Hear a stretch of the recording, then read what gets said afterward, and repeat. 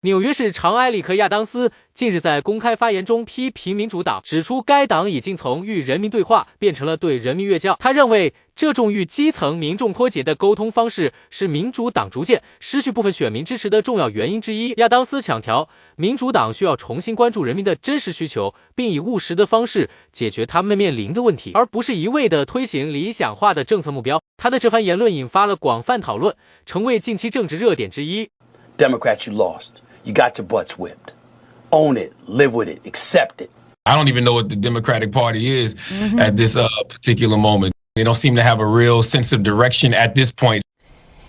So Trump won by 11 points in the Bronx and in Queens. He cut in half Biden's lead in New York.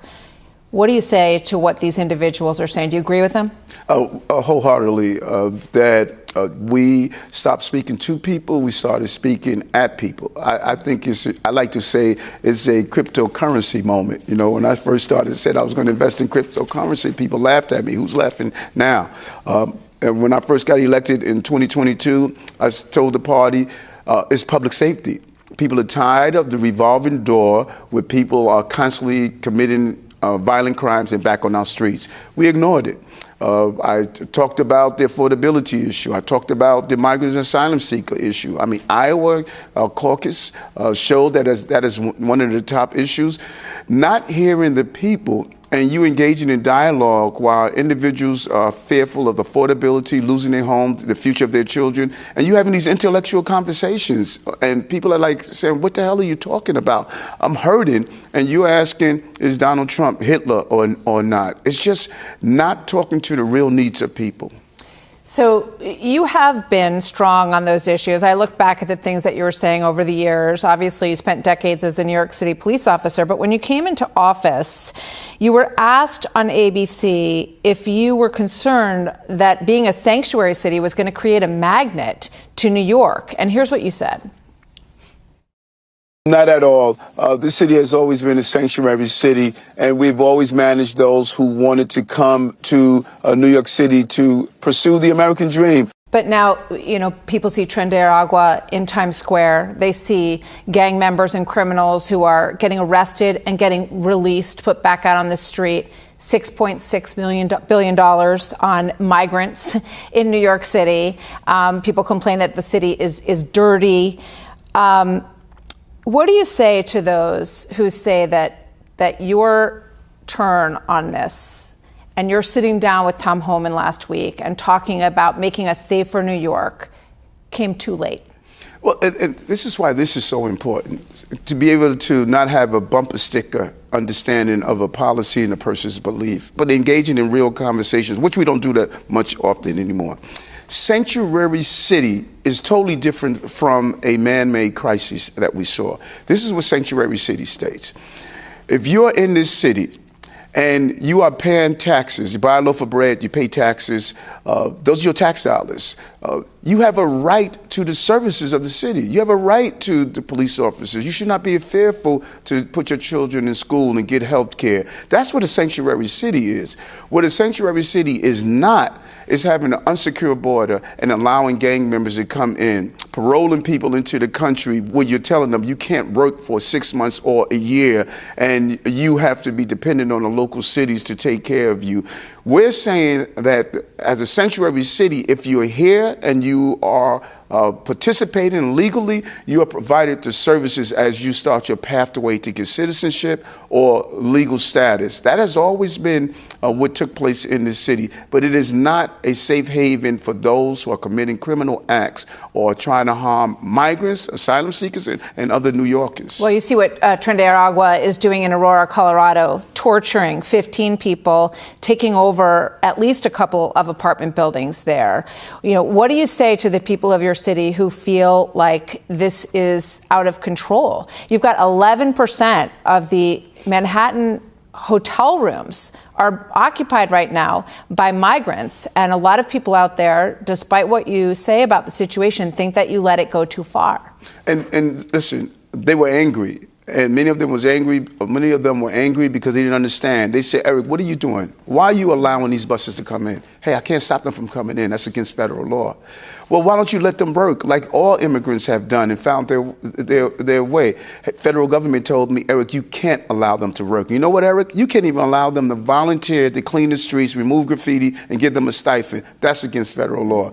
And then I have city law that told me there's a right to shelter law. Anyone that comes in the city, anywhere on the globe, can come here and get shelter for as long as they want. I had to go to court and fight that and give a 30 and 60-day notification. That's how we dropped 220,000 that came here to now 50,000 because we said you only going to stay in our shelter for 30 days. And we were fought on that. And so, yes, people were angry. They saw the headlines, look what our mayor is doing, but in reality, the mayor was handcuffed. So what I had to do was make sure my police protected those who were the victims of these crimes and made sure that I had to follow the housing laws that were in place, but while we fought them in court. So you have butted heads with your city council a lot on the things that you wanted to change. Their chamber is right down the hall here. You must run into each other all the time in these halls.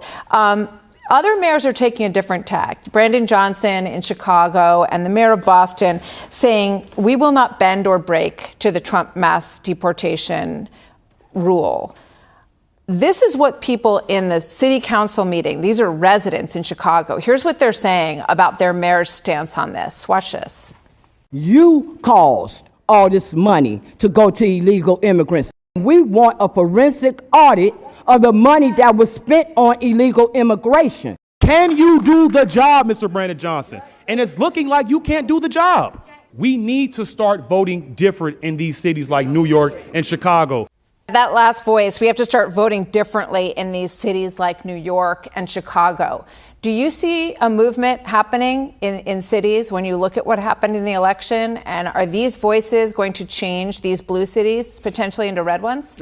That's a good question. And that's why I believe that the Democratic Party must ensure that they're listening to the voices of the people. The American people, they spoke loudly and clearly, and they stated that we have to secure our borders, we have to deal with the immigration crisis, and we have to address those violent individuals who come to this country. It's a privilege and a right to be in America, and if you violate that, you should not be in this country. That number of people, which I believe is a small number, committing those violent acts, like the gangs that we've mentioned, should not be here. So let's talk about the gangs. Let's talk about what you agreed to with Tom Homan.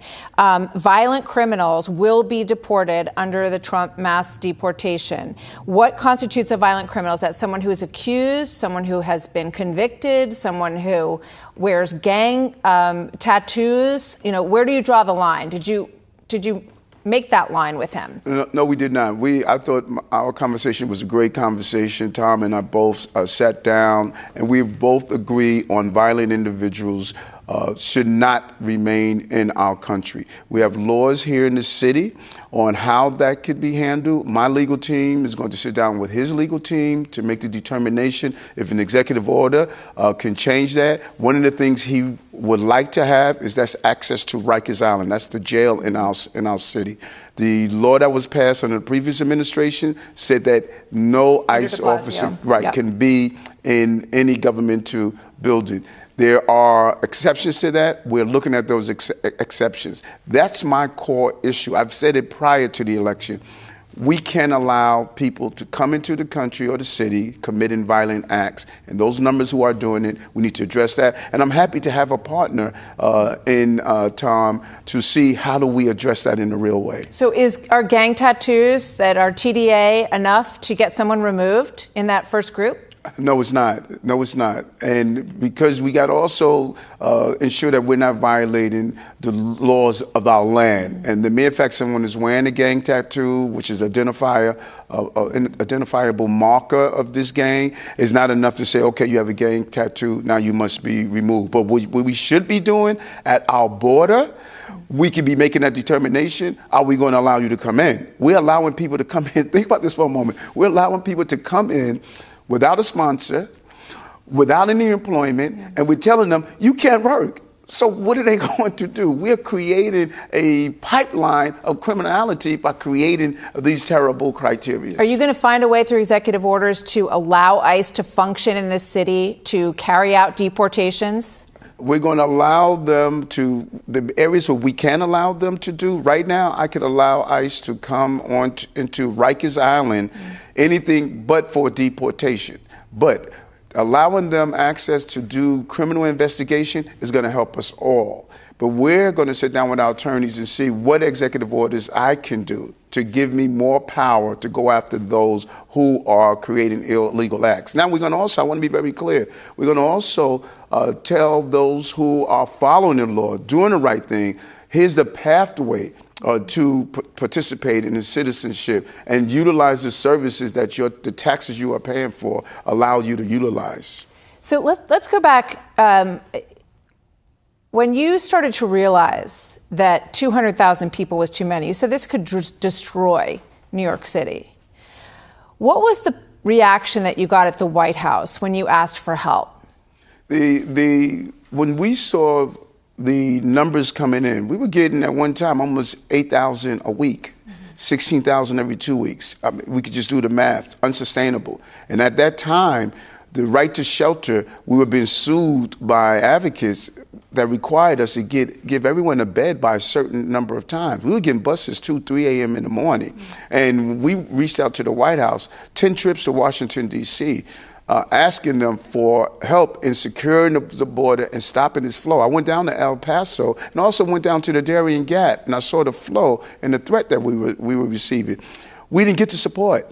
We got $200 million out of a $6.5 billion deficit. And so many people believe that, okay, Eric, it's in your rearview mirror. It happened already. You got 170,000 out. No, the damage that we are going to see long term from spending $6.5 billion. $200 million could have gone to those chronically absent children. We could have put hundreds of millions of dollars into the senior care, helping people with medical debt relief. So when you start to look at the long-term impact of the services we did not provide, it's going to start materializing in the years to come. That is the destruction that I was talking about. So when you had that pushback from the White House, they stopped returning your phone calls? Prior to this crisis, I asked the president to come to New York City when we were having a crime problem, the gun problem. He came here and met with our law enforcement. We had a continuous conversation with the White House on these important issues. When this issue happened and we asked for assistance over and over again, and I refused to remain silent while I was watching this city harm, we no longer received the support that we deserved. We no longer had an opportunity to communicate with the president. It was a clear statement from the White House that they didn't appear to be happy that I was standing up for the city. And other mayors should do that. Look at what happened in these other cities, Chicago, Denver, Los Angeles, Houston. Cities should not be taking away the resources from their residents to handle a national crisis. Well,